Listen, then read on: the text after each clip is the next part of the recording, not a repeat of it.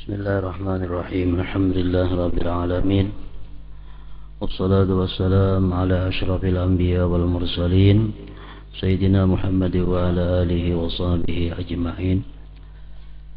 Qala al-musannif al-imam al-habib al-allama Ahmad bin Zain al-Habsyi rahimahullah wa nafa'ana bi ulumihi. Wa amma at-tadabbur faqad qala al-imam Ali bin Abi Thalib radhiyallahu anhu la khaira fi ibadatin la fiqha fiha ولا في قراءة لا تدبر فيها. وقد قال الله تعالى أفلا يتدبرون القرآن أم على قلوب أقفالها. والمقصود من القراءة التدبر ولذلك سنة الترتيل لأنه يسهل معه التدبر كما أنه لا يمكن التدبر إلا بحضور القلب وترك حديث النفس ولا يمكن الحضور إلا بصرف الهمة إلى القراءة ولا يحمل على الهمة إلا قوة الإيمان بكون الآخرة خيرا من الدنيا وأبقى ولا يتم الفهم بعد الحضور إلا بصرف الذهن إلى إدراك المعنى ولا يتولد الخشوع والتعظيم إلا بمعرفة جلال الله ومعرفة حقارة النفس إلى آخر كلام.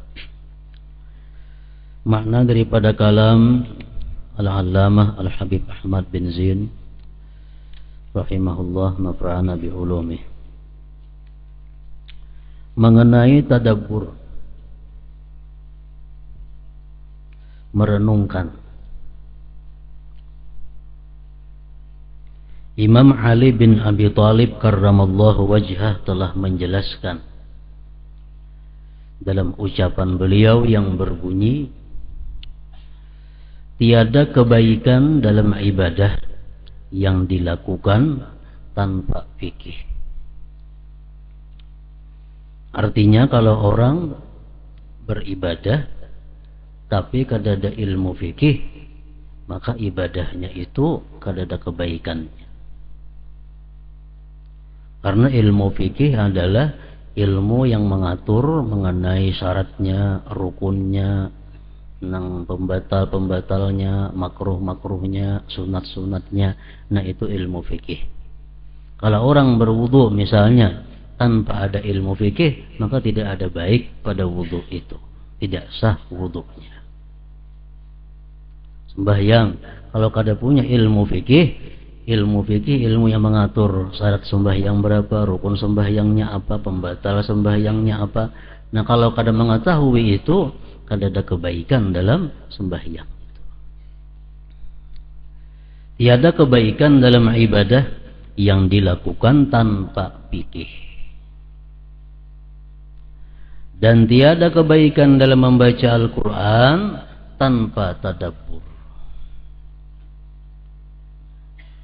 tanpa merenungi,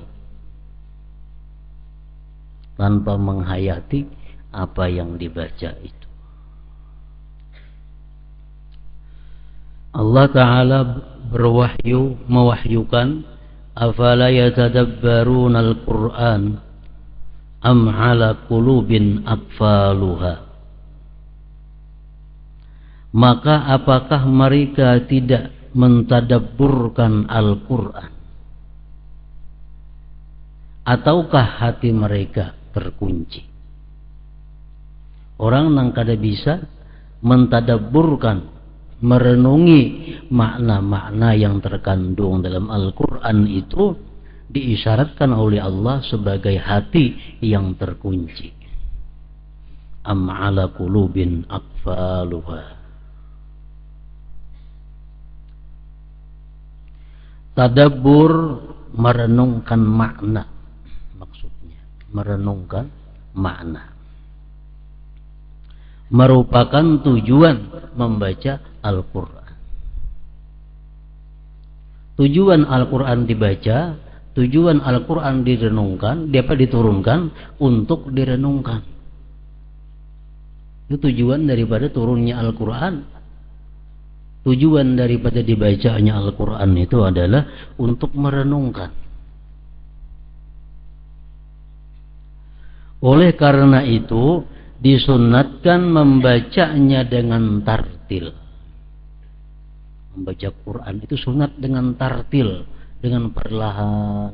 Supaya apa? Supaya kawam merenungi maknanya, supaya kawam memahami maknanya. Jadi tartil ini merupakan satu sunat yang tersendiri.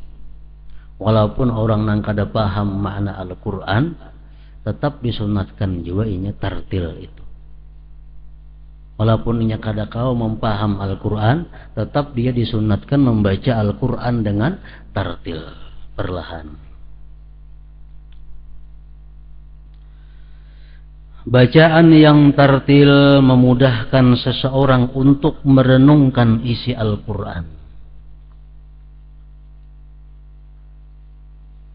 Al-Quran menyebutkan warattilil Qur'ana tartila.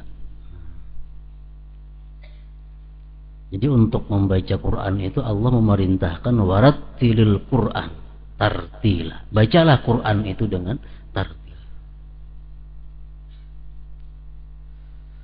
Bacaan yang tartil memudahkan seseorang untuk merenungkan isi Al-Quran. Tadabbur hanya dapat dilakukan, merenungi makna Al-Quran itu dapat dilakukan jika hati hadir. Artinya hati hadir itu, hati ini sama lawan lisan kita. Lisan kita membaca Alhamdulillahirabbil alamin, hati pun Alhamdulillahirabbil alamin. Hadir hati. Tadabbur merenungi itu hanya dapat dilakukan jika hati hadir dan tidak mendengarkan berbagai bisikan yang melintas di dalam hati. Kadang menghiraukan geritik-geritik hati yang lain selain daripada yang dihadapi, yang dibaca, yaitu Al-Quran.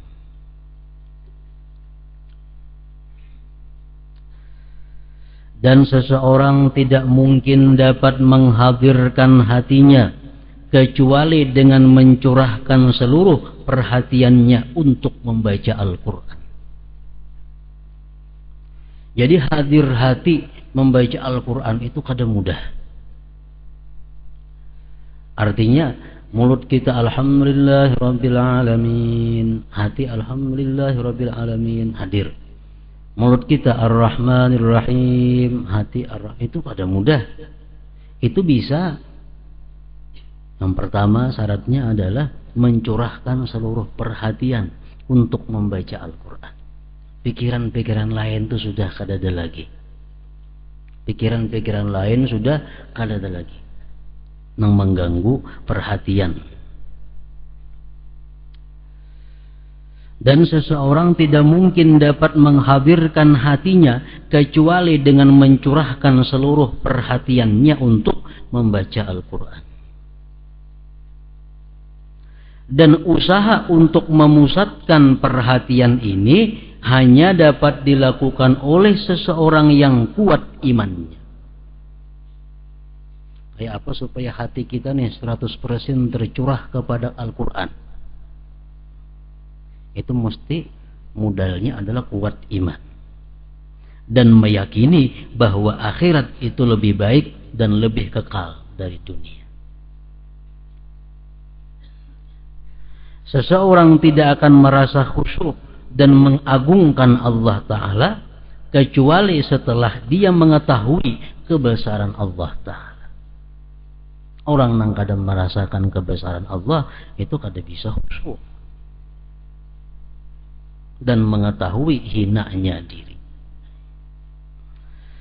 Jadi seseorang baru akan merasa khusyuk setelah dia mengetahui kebesaran Allah dan menyadari bahwa Allah selalu mengawasinya dan mengetahui segala kekurangannya.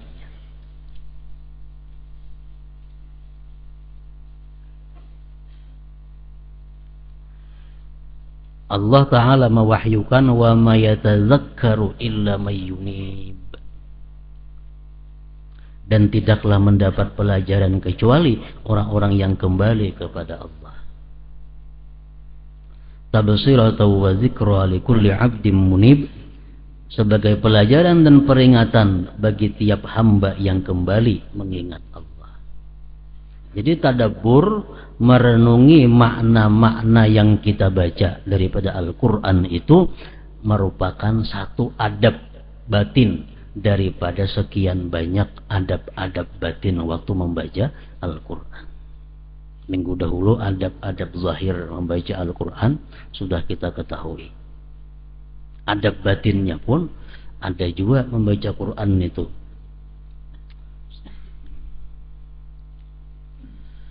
Jadi para ulama menyimpulkan apa mestinya hati kita waktu membaca Al-Quran itu. Kayak apa batin kita.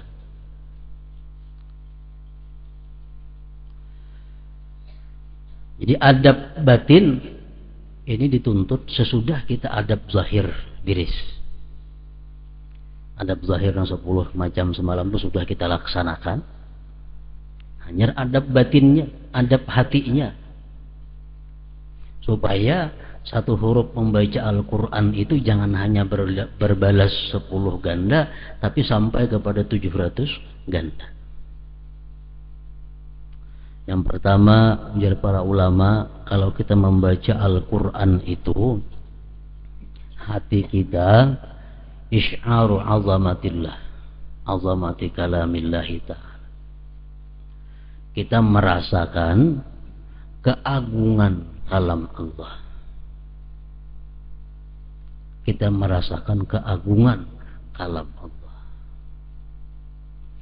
Jadi nang kita baca di hadapan kita ini, nang kita japai dengan tangan kita ini, nang kita pandang dengan mata kita ini adalah kalam Allah. Dan kalam Allah ini adalah sangat agung, sangat besar. Nah, kita rasakan kebesaran, kemuliaan kalam Allah yang ada di hadapan kita. Makanya disuruh secara zahir dengan misalnya meninggikan Al-Quran daripada duduk. Kan? Di lantai mandak itu pada membesarkan kalam Allah ngarannya. Ini dalam hati kita mengagungkan kalam Allah ini. Lalu kita angkat daripada lantai. Kalam Allah. Kalam Allah yang kita hadapi ini daripada agungnya, daripada besarnya, kada boleh sembarang orang menjapai.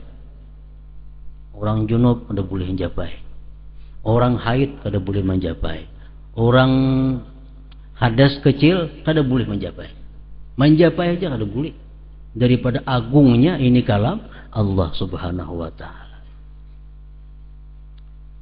Nah, jadi kita rasakan waktu memegang Al-Quran itu, membaca Al-Quran itu keagungan kalam Allah Subhanahu wa ta'ala. Artinya lain, perasaan hati kita membaca Quran lawan membaca kitab biasa itu lain. Perasaan hati kita membaca Quran dengan membaca surat kabar majalah lain. Ini ada agungnya yang dibaca ini.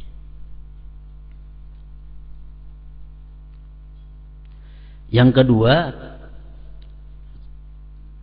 kita merasakan besarnya karunia Allah kepada kita.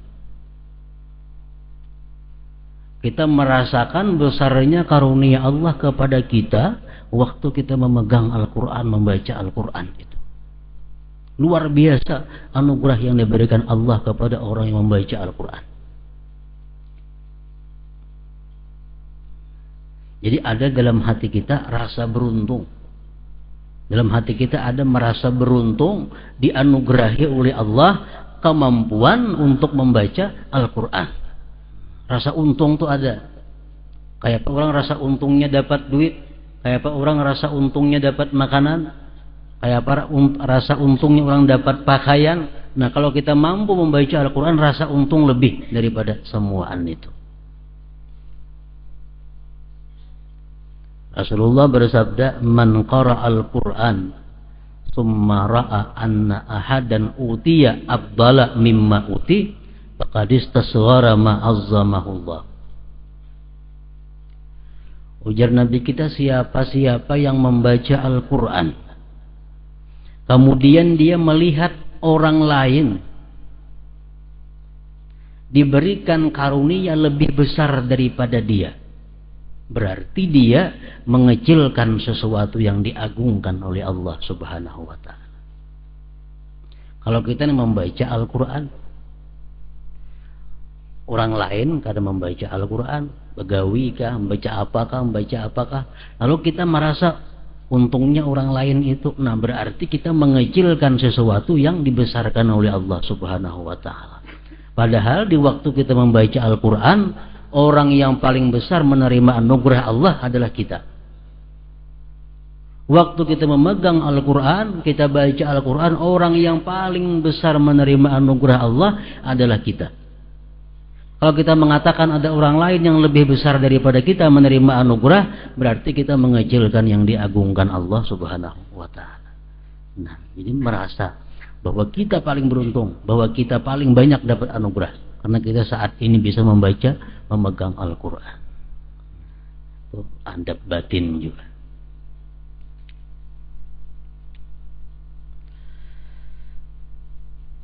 Jadi kita membaca Al-Quran itu ada kebanggaan, ada gairah, ada perasaan beruntung. Jadi kalau kita membaca Al-Quran, apapun yang keluputan, baik dari perkara akhirat atau perkara dunia, kita kada boleh bersedih, kita kada boleh menyesal. Kenapa? Karena kita sedang berada dalam yang paling dimuliakan oleh Allah Subhanahu wa ta'ala. Umpamanya kita gara-gara membaca Al-Quran sehingga kada sawat mengurus itu, lalu rugi. Gara-gara membaca Al-Quran terperhatikan nasi hangit, menyesal lah kita, kada boleh menyesal. Kalau kita menyesal berarti kita mengecilkan yang diagungkan oleh Allah Subhanahu wa ta'ala. Itu maksudnya Is'aru fadlihil azim, merasakan karunia Allah yang besar atasnya. Yang ketiga, adab membaca Al-Quran tadi adalah hudurul qalbi tadi. Yang kita sebut tadi hudurul qalbi, hadir hati.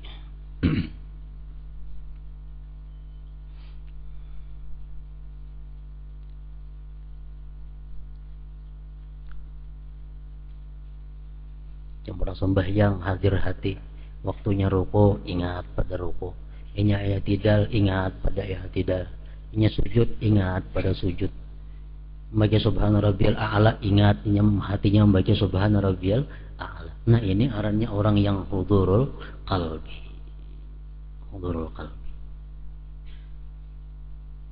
Kalau kita mulai berabai ke Banjarmasin, di perjalanan dari satu kampung yang kita lewatkan, sambung kita tahu, nah pantai, Berikin, Kandangan, Rantau, Binuang, terus Megapura, Nyerbaru, Banjar. Berarti perjalanan itu warnanya hadir hati kita.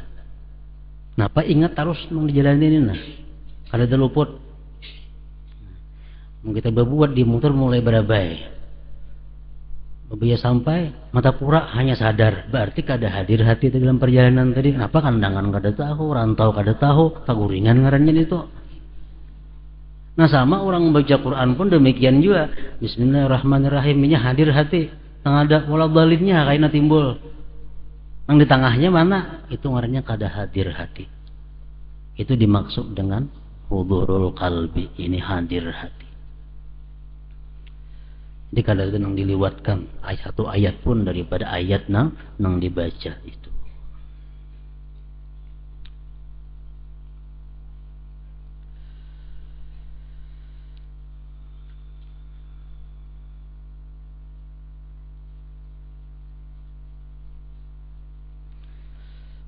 Sebagian salaf mengatakan, idza qara'a ayatan lam yakun qalbuhu biha ada hasaniyah. Bila seseorang membaca Al-Quran dan tidak ada hatinya pada ayat itu, maka dia ulangi ayat itu. idza qara'a ayatan lam yakun qalbuhu fiha a'adaha saniyah. Bila orang membaca ayat dan tidak ada hatinya pada ayat itu, ulangi. Nah, sampai semua ayat itu ada hatinya. Bismillahirrahmanirrahim. Alhamdulillahirabbil alamin. Ar-Rahmanirrahim. Ingat, kita harus di hati ini. Karena timbul ghairil maghdubi alaihim waladdallin. Maliki yaumiddin yang kada tahu tadi. Iyyaka na'budu yang kada tahu. Nah, ulangi. Iyyaka na'budu wa iyyaka nasta'in, supaya ayat yang kita baca ini berisi di hati kita. Nah, itu hudurul qalbi.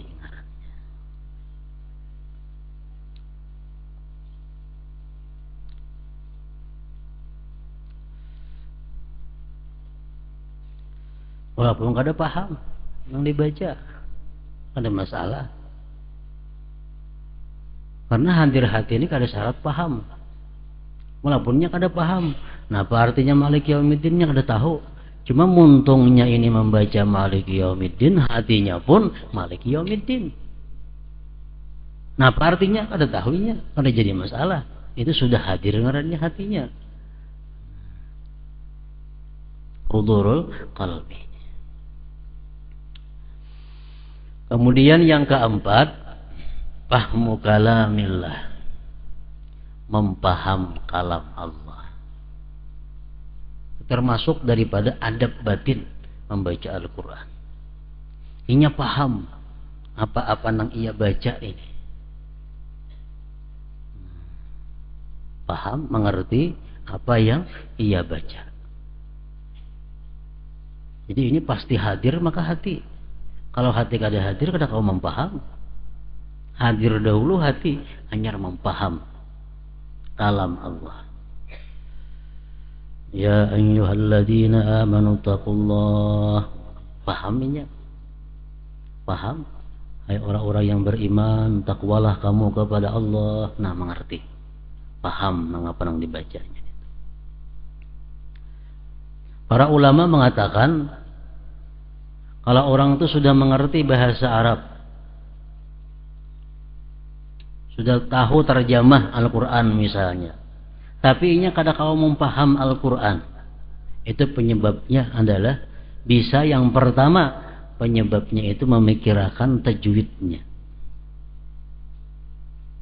Inya bahasa Arab Al-Quran itu tahu terjemahnya, tapi inya kada kau mempaham. Itu mungkin sebabnya pertama karena terlalu memikirkan tajwidnya, sehingga makna kandungannya itu kada terpikirkan lagi. Nang dipikirkannya ini karena luputnya bacaannya. Nang dipikirkannya itu ihdinas. Nah, nang dipikirkannya karena kada nyambat sin itu. Dinas itu boleh jadi baca sin. Nyasa kata bergawan nyambat sat baca sin boleh aja juga. Ihdinas sirat nampaknya. Kada sat tuh. Ini harus memikirkan ihdinas, lalu kada kau lagi mempaham apa makna itu ihdinas. Nah, jadi salah satu penyebab kenapa orang itu kada paham Al-Quran, pertama karena tahqiqut tajwid, karena hendak memantapkan tajwid. Yang kedua, kenapa kita kada paham Al-Quran itu, padahal tajwid sudah bagus, maknanya sudah tahu, tapi kita kada paham. Mungkin itu karena dia musirrun ala dzunub, karena dia terus menerus mengakali dosa. Mungkin dia ada mengakali dosa. Kalau zahir Al-Quran itu kada boleh dijapai, dipegang oleh orang yang kotor, kecuali orang yang suci, maka makna-makna Al-Quran pun kada akan bisa dijangkau oleh hati yang kotor. Jadi penyebabnya bisa orang kada paham Quran itu karena hatinya selalu berbuat dosa. Sirrun ala dzunub.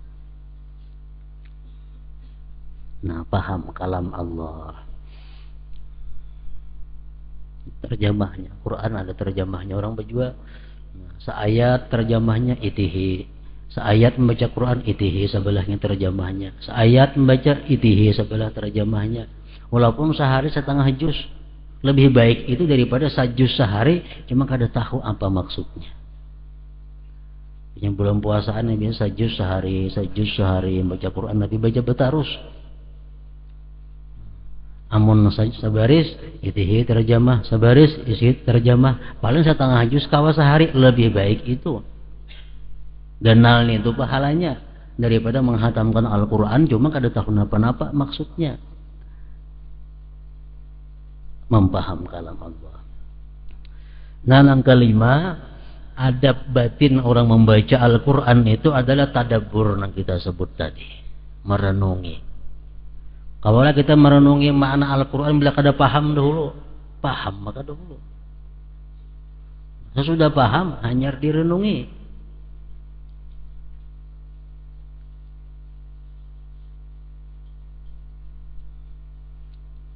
Rasulullah SAW pernah membaca Bismillahirrahmanirrahim 20 kali, sini ulangi. Bismillahirrahmanirrahim. Bismillahirrahmanirrahim. Bismillahirrahmanirrahim sampai 20 kali sini ulang-ulang. Kenapa? Karena merenungi makna yang ada dalam Bismillahirrahmanirrahim.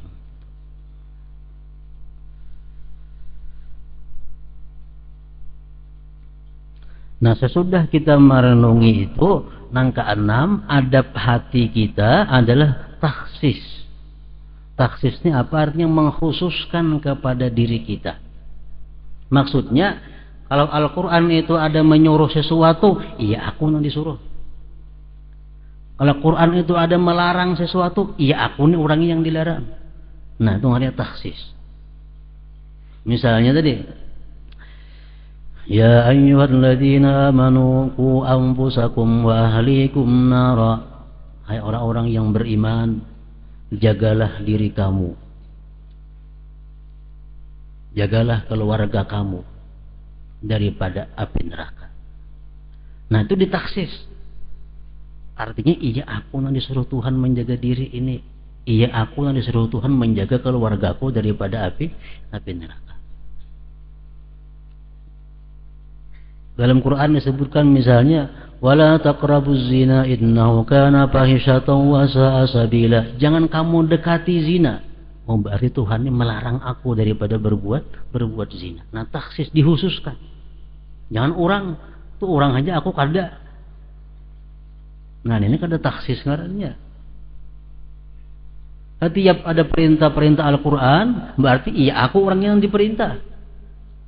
Setiap ada yang melarang, berarti iya aku orangnya yang dilarang melakukan itu. Nah, itu namanya takhsis, dikhususkan. Ya ayyuhalladzina amanu taqullah. Hai orang yang beriman, takwalah kepada Allah. Nah, berarti ini aku disuruh takwa kepada Allah. Nah, takhsis.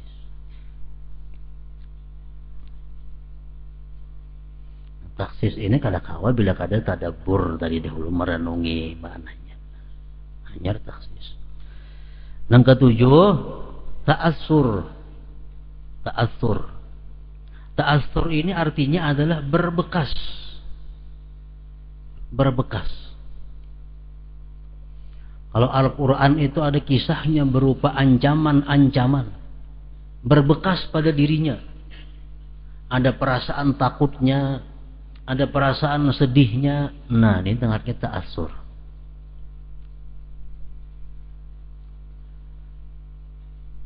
Wallahu ghafurur rahim. Allah Maha Pengampun dan Maha Penyayang. Banyak di Quran enggak itu tuh. Wallahu ghafurun. Allah Maha Pengampun. Allah Maha Penyayang. Ta'assurnya, bekasnya dalam hati kita apa? Merasa gembira. Merasa dapat mengharap anugerah Allah. Merasa dapat ampunan Allah. Nah, ta'assur. Kalau Allah mengancam dengan kisah-kisah azab, Allah mengancam dengan neraka-neraka, ta'assurnya bekasnya ada pada diri kita, timbul takut. Nah, timbul takutan, timbul sedih. Itu artinya ta'assur, memberi berbekas pada diri.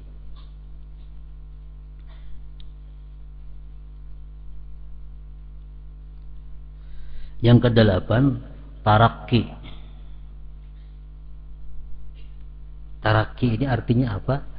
Meningkat. Maksudnya adalah orang yang membaca Al-Quran itu pertama-tamanya dia merasa bahwa dia membaca Al-Quran, Allah mendengarkan. Allah mengawasi bacaannya, Allah mengawasi hatinya, Allah mengawasi segala-galanya. Dia membaca Al-Quran itu merasa dihadapan oleh Allah Subhanahu wa Ta'ala. Nah, tarakki artinya naik. Naik daripada itu kayak apa? Dia membaca Quran itu dia merasa mendengar kalam Allah. Naik tingkatannya pada nang tadi. Nang tadi inya nang merasa membaca di hadapan Allah. Dinaikkan, dia baca Al-Quran, dia merasa mendengar langsung kalam Allah. Ampe inya nang membaca, perasaan itu Allah nang memandiriinya, Allah nang menghitapinya. Nah, ini tarakki. Yang kesembilan, tabarri. Tabarri ini artinya adalah berlepas daripada kekuatan dan kemampuan diri sendiri. Ingat bahwa ini membaca Quran ini adalah merupakan taufik daripada Allah, hidayah daripada Allah, pertolongan daripada Allah. Tabarri itu adab batin juga. Yang terakhir, yang ke-10, adab batin adalah khauf war raja. Sewaktu tuntung kita membaca Al-Quran, misalnya istirahat membaca Quran, sadaqallahul azim, di situ mestinya hati kita ini ada takut dan ada harapnya. Ada takut dan harapnya. Karena Imam Qatadah mengatakan, setiap orang yang duduk membaca Al-Quran dan dia berhenti lalu berdiri, dia antara dua, imma naik martabat daripada sebelumnya atau turun martabat daripada sebelumnya. Ini kita membaca Quran, untung itu antara dua, imma martabat kita naik daripada sebelumnya, bisa turun daripada sebelumnya. Makanya sesudah membaca Quran dianjurkan kita ada merasa takut dan ada jiwa berharap kepada Allah Subhanahu wa Ta'ala.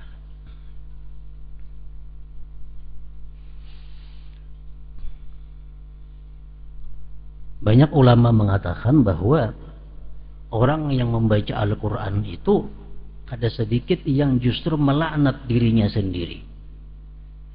Yang dibaca Al-Quran, tapi dia melaknat dirinya sendiri. Misalnya dia orang zalim. Ini kita misalnya orang yang zalim. Kalau kita membaca Quran, ala la'natullahi ala zalimin, laknat Allah atas orang yang zalim. Iya, seorang yang dilaknat. Iya, seorang dilaknat. Kita orang yang pendusta, orang yang suka berdusta. Kita baca Al-Quran, kita baca ayat, ala la'natullah alal kadhibin, laknat Allah atas orang yang pendusta, orang yang berdusta. Iya, seorang dilaknat. Nah, jadi tuntung baca Quran itu ada perasaan khauf, takut kepada Allah, kalau termasuk nang tadi, dan bisa juga berharap kepada Allah. Ada ayat di Quran, wa man lam yatub fa ulaika humuz zalimun. Siapa-siapa yang tidak tobat, maka dia orang yang zalim. Padahal seorang banyak bisa dosa tapi kada tobat-tobat lagi. Nah, kalau kita tahu itu maknanya, tobatlah saat itu. Tobat saat itu. Bisa kita baca ayat, wa man lam yatub fa ulaika humuz zalimun. Siapa yang tidak tobat, dia orang zalim. Nah, kita merasa banyak dosa, tobatlah kita di saat membaca ayat itu. Nah, jadi 10 perkara adab batin membaca Al-Quran, ditambah 10 adab zahir membaca Al-Quran. Kalau kita menggabungkan 10-10 itu, maka setiap huruf yang kita baca daripada Al-Quran bukan hanya bernilai 10 ganda kebaikannya, tapi bisa mencapai 700 ganda satu huruf.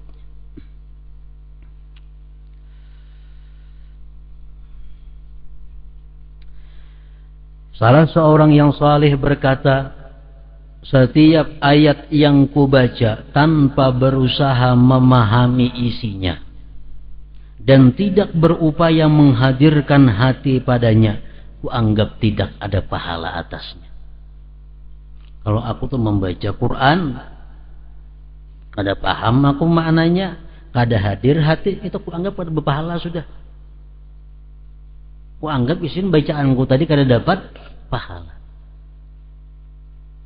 Ini lebih baik berterjemah itu juga Quran, kada mengerti bahasa Arabnya. Bismillahirrahmanirrahim. Sebelahnya itu artinya, oh ini artinya. Iyyaka na'budu wa iyyaka nasta'in. Jadi sebelah, oh ini artinya. Nah, tahu. Gana benar itu pahalanya daripada dibaca nang betarus itu.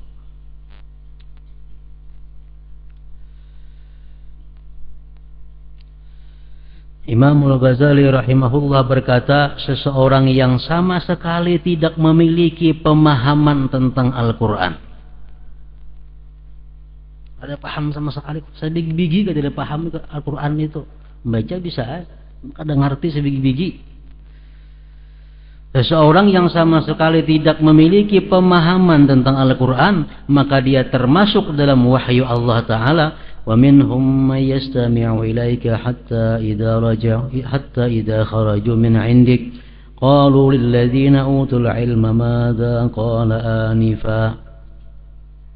Dan di antara mereka ada orang yang mendengar perkataanmu, hai Muhammad, sehingga apabila mereka keluar dari sisimu, mereka berkata kepada orang yang telah diberi ilmu pengetahuan, para sahabat, apa yang dikatakannya tadi? Ada mengerti? Rasulullah membacakan Al-Quran, membacakan wahyu Allah, bubar. Mengapa nang dibacakan Nabi itu? Mengapa maksudnya? Kadang ngerti sebiji-bijinya.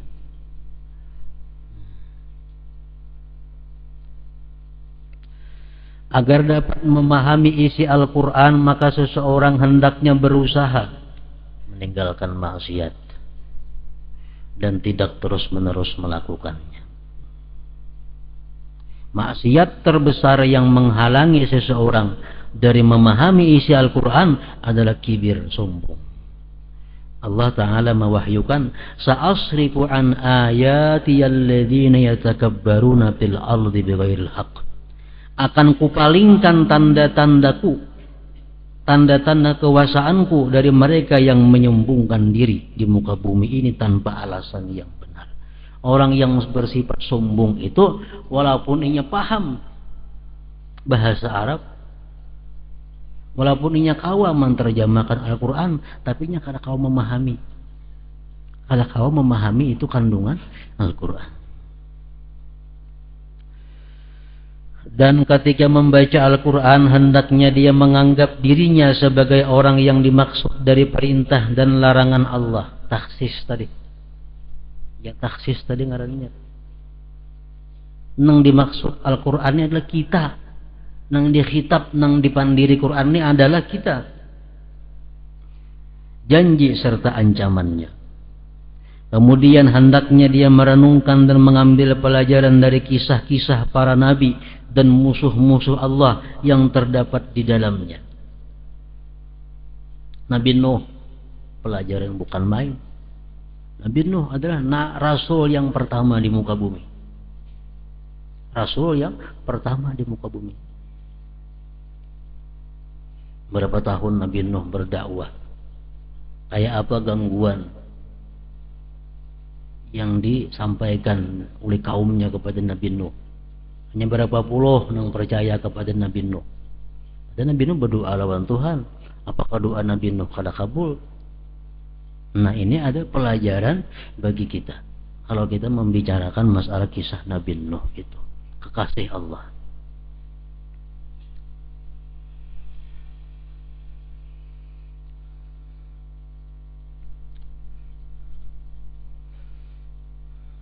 Sebab Al-Quran adalah basairul linnas wa huda wa rahmatun liqaumin yuqinun.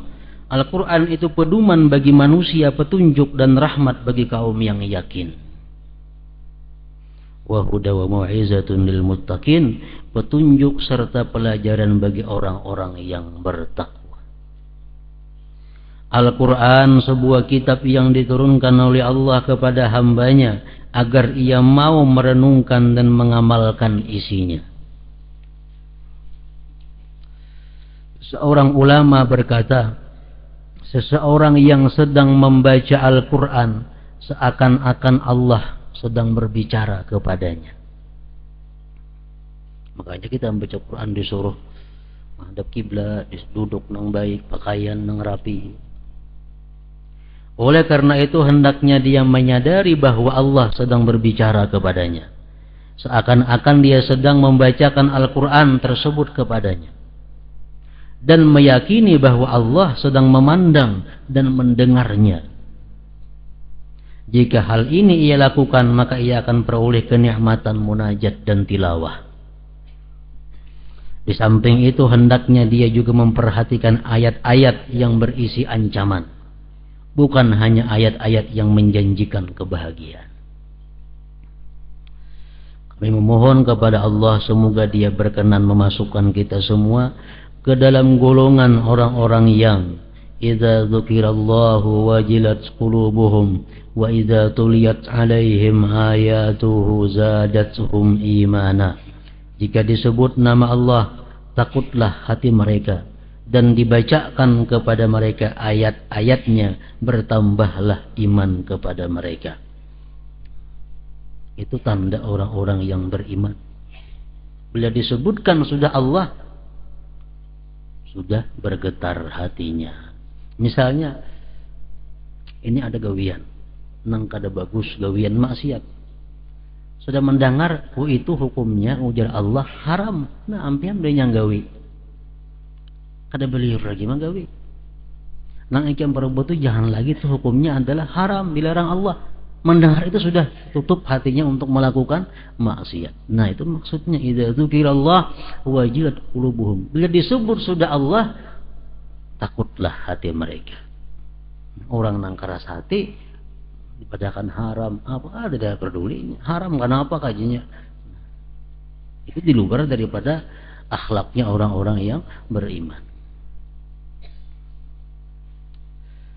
Dan tidak memasukkan kita ke dalam kelompok orang-orang yang memperlakukan Al-Quran sebagai berikut: panabadhuhu wara'a zuhurihim washtarau bihi thamanan qalila fabi'sa ma yashtarun. Artinya doa sidin ini mudahan kita jangan termasuk golongan orang-orang yang mereka melimparkannya Al-Quran ke belakang punggung mereka dan menukarnya dengan harta yang sedikit. Amatlah buruk tukaran yang mereka terima. Nah, surat Ali Imran. Amin ya Allah, kabulkanlah doa kami. Nah, kemudian selanjutnya zikir.